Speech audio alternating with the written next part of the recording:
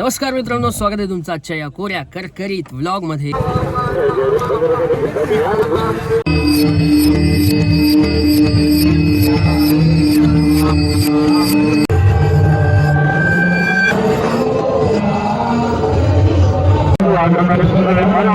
हे मी ऋषिकेश पवार आपलं सहर्ष स्वागत करतोय। थोडासा थकलेला चेहरा दिसतोय कारण आम्ही खूप मोठा प्रवास मालवण, गोवा, कोकण असा केलेला आहे आणि आज आपण आलोय सिंधुदुर्ग जिल्ह्यामध्ये आंगणेवाडी येथील श्री श्रीदेवी भराडी तीर्थक्षेत्र।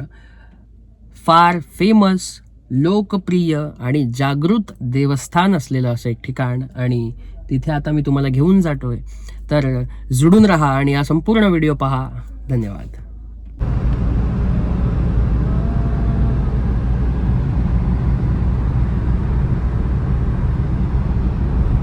ब्रिज बघायला किती वेळ लागला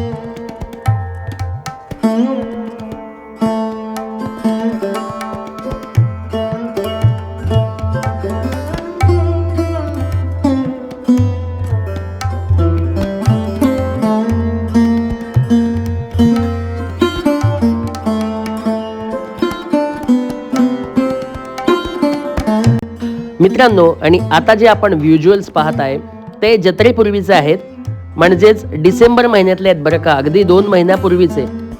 आणि तेव्हा सुद्धा आम्ही इथे भेट दिली होती आणि अगदी इथे काम अगदी जोराचं आणि एकदम जबरदस्त पद्धतीने चालू होतं जत्रेच्या तयारीचं बरं का।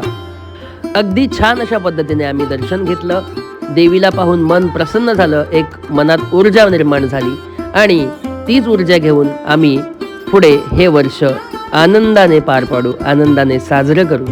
तर आता आपण या देवी मातेच्या कथेबद्दल जाणून घेऊया आणि ही जत्रा कशी सुरुवात झाली ते सांगूया, चला। तर मित्रांनो, सुमारे 400 ते 500 वर्षांपूर्वीची गोष्ट आहे। आज जिथे हे मंदिर उभं आहे तिथे पूर्वी खडकाळ जमीन होती आणि त्या जमिनीला मालवणी भाषेमध्ये भराड असं म्हणतात। तर या भराडावरती आज जे मंदिर उभं आहे म्हणून तिचं नाव भराडी देवी असं आहे बरं का। आणि त्या भराडातील एका पाषाणावरती या आंगणे घराण्यातील एकाच्या मालकीची गाय त्या पाषाणावरती येऊन आपलं दूध अर्पण करायची, दुधाच्या पानाने त्या प्राशनाचा अभिषेक करायची, असं नेहमी होत असायचं बरं का। आणि त्या खडकावरती पाहिले असता, त्या पाषाणावरती पाहिले असता देवीचे रूप दिसू लागले, म्हणून भराडावरील देवी, म्हणूनच आज त्या आईचं नाव भराडी देवी आहे बरं का। आता जत्रेची तारीख ही कोणताही पंचांग बघून ठरवली जात नाही बरं का।